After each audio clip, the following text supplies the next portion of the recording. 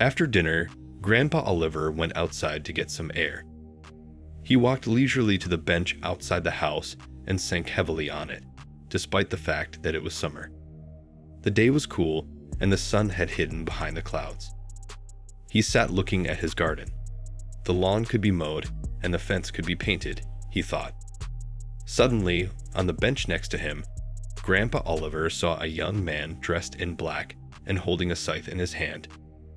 "Hello, Oliver," said the man. "Do you know what I have come for?" "I'm guessing." "Obviously to mow my lawn," Oliver grinned. "Can you guess?" "No," the man replied. "Do you want to smoke?" He gave Oliver a cigarette. "I think so," said Oliver as he took it. They both lit a cigarette. "What, is it my time?" Yeager asked. "It's about time, I guess," replied the man. "Well then, I'll finish my cigarette and let's go," sighed Grandpa Oliver. "Take your time." The man shook his head. "You and I are going to see a movie first." "What movie?" Oliver wondered. "The usual movies about life," the man replied. "Well," Oliver got up from the bench. "Let's go see your movie." Grandfather Oliver opened the door and walked in. The man in black followed him. Oliver sat down on the couch, and the man sat down in the chair next to him. "Turn on the TV," he said, holding out the remote to Oliver. Grandpa Oliver pressed the button. The television screen lit up. There on the screen, Oliver saw himself, only 30 years younger. Here he was at his wedding with his friend Isabella. The blonde, fragile girl looks very pretty in her snow-white dress. A long veil, her eyes shining with happiness. Oliver looks at her with a smile. The professor's daughter, who has a 2-bedroom apartment almost in the heart of New York City. Marrying Isabella was a tremendous stroke of luck for the small-town commuter Oliver. Now he would not have to live in a dormitory and think how to earn his own bread. Next, Oliver saw how he drove his own car to pick up Isabella and her newborn baby William from the maternity hospital. Isabella's face is pale and tired. When Isabella arrives home, she tries to do everything and feed her son, bathe him, change his clothes, go for a walk, cook dinner for her husband, iron his shirts and give him attention, as well as clean up and wash the dishes.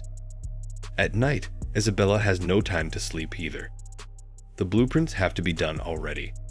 Poor Oliver is tired enough as it is. He works during the day and studies at the institute in the evenings. He comes home late at night. How can he stand it if he can't sleep at night? And she doesn't have to go anywhere in the morning, so she helps her husband. She tries to measure the goat with a ruler and occasionally wakes up at night, and Isabella comes over and begs him. She doesn't sleep anyway. Although William is an obedient and quiet boy, he does not give his parents much trouble. On weekends, Oliver would take a long walk in the park with William, so that I could clean and cook. Sometimes Isabella would leave them alone to run to the store and quite rarely to visit her parents. Oliver didn't manage to find common ground with them, so Isabella's parents did not visit them. 2 years later, James was born, premature and weak. He cried almost constantly, slept badly at night, and he needed constant presence. Isabella stayed with him all night. She carried him in her arms. She also took him to the doctors all the time, not forgetting to clean and cook and iron. She took her older son William to the garden in the morning and picked him up in the evening. The many imperfections made her very tired. She had dark circles under her eyes all the time and wrinkles appeared. The woman also gained a lot of weight. After all, she had no time to eat in peace. And Isabella ate rolls or other food that children have not finished eating. Oliver had already received a higher education and was working as an engineer in a factory. He had a standard 9 to 6 p.m. workday, but he still came home. Late at night, either he got held up at work or he hung out with his friends, bothering her husband with her inquiries. The woman had no strength to pay attention to him, just as she had not had the strength to do so before. Isabella's only desire was to sleep in peace, at least a couple of hours a day. Always tired, Not groomed Isabella annoyed Oliver, as well as his younger son James. For some reason, it was him that Oliver blamed for the changes that had occurred to the pretty and slender Isabella.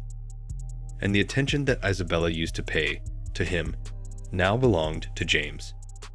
Next, Oliver saw a bright young woman on the screen, and his heart raced. Jessica was the wife of his friend. One day, they were together on a visit to a mutual acquaintance. When Oliver saw her, he knew he was lost.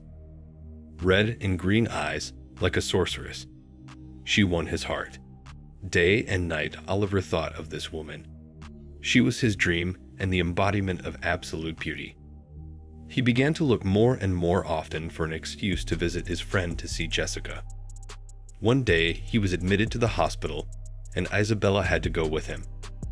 And for the first time, William was taken by the parents of Hope. On this day, Oliver once again walked toward his friend's house and made up an excuse. Why did he need to come here again? Oliver was suddenly called out to him by a woman's voice. On the playground, Jessica was walking with her son. Oliver approached them.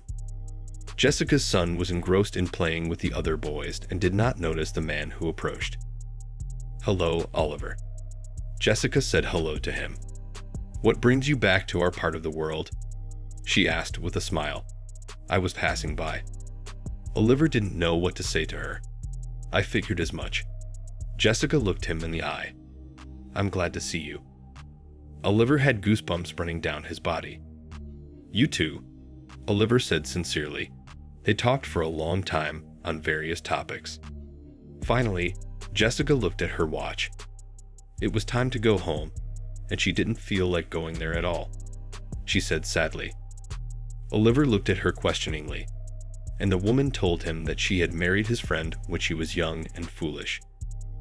He was not at all the man she had imagined him to be, except that she now has nowhere to go with the child. That is why she lives with her unloved husband under one roof. Oliver thought this was his chance. "Jessica," he said, "pack your things. Tomorrow I will take you and your son away." That same evening, Oliver made some arrangement with some acquaintances and rented a small apartment on the outskirts of the city. The next day, he moved Jessica and her son there. Oliver didn't want to explain himself to his friend. What was there to explain? Everything is clear. For several days, Isabella couldn't reach her husband. On the day she was discharged from the hospital, he didn't come to pick her up. Isabella had to go with James on her own, first to her parents and pick up William from them, and then to take public transportation home with the two children. On entering the house, Isabella found a note in the hallway telling her husband that he had met another woman and asking that Isabella not look for him. Tears rolled down Isabella's cheeks, but when she looked at the children, she quickly waved them away. "You can't let the children see," she told herself. At first, Isabella expected her husband to come to his senses and return, or at least send money for the children. Days and weeks passed, but Oliver neither called nor came. Then Isabella filed for divorce and alimony. Some time after that, a phone call rang in the evening in her apartment. "Hello," Isabella picked up the phone. "Why did you file for child support?" She heard Oliver's voice. "Because you have to support your children," she answered. "You walked out on them and didn't help voluntarily. That's why I filed for child support." "I didn't walk away from the kids," Oliver answered. "I walked away from you. You see, I didn't want to live with you. Full, ugly, aging." Oliver's words hurt Isabella a lot, but she tried to control herself. "No one held you close to me, and I don't need your money. I can take care of myself," she said to herself with dignity. "And you will be responsible for your children, won't you? You'll have to pay alimony to support them. I'm a little short on money right now. I have to pay my rent.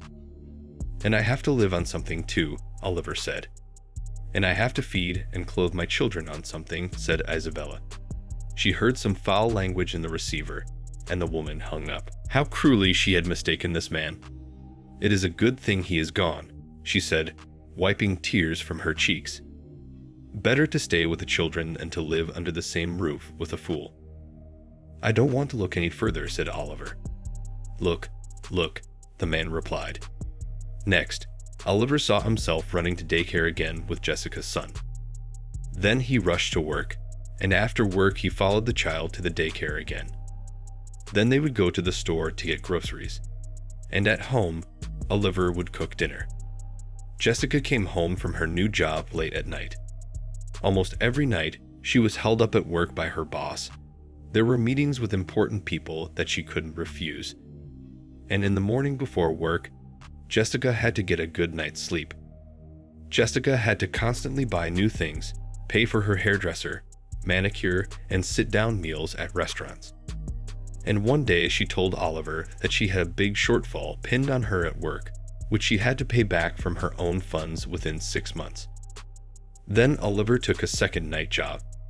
He'd come in from the night shift, take Jessica's son to daycare, then go to his day job.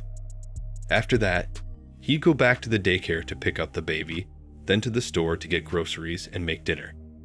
And after Jessica came home from work, he would go to work at night.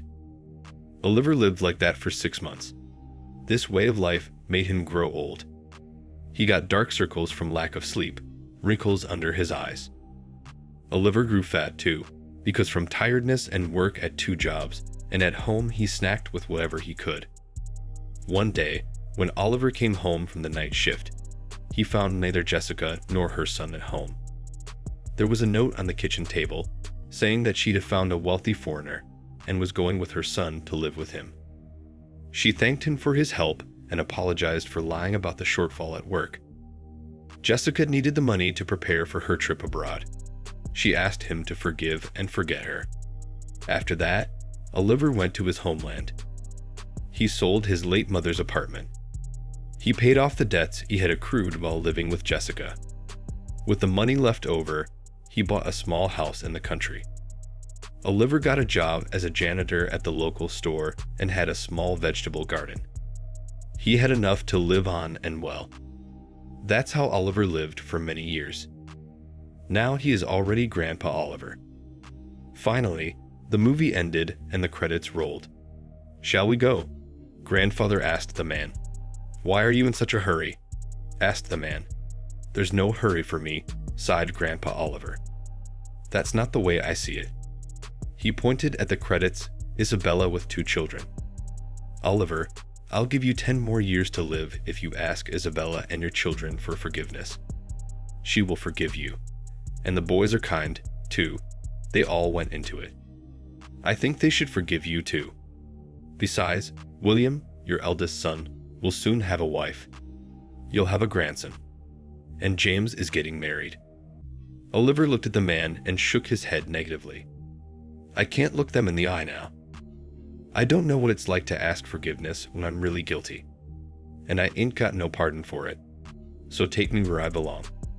I've paid for what I've done already." They left the house and sat down again on the bench. They both lit up again. There was silence. "So you were giving up 10 years of your life?" The man broke the silence. "I do," Grandpa Oliver answered. "Well, then it's time to go," said the man, handing over the cigarette. Grandma Lily was walking down the street with a carton of milk, and she saw through the fence, sitting on a bench near the house of Grandpa Oliver. "Oliver, do you want some milk?"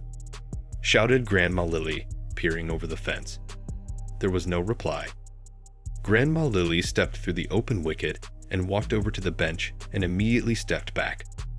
On it, Oliver sat motionless.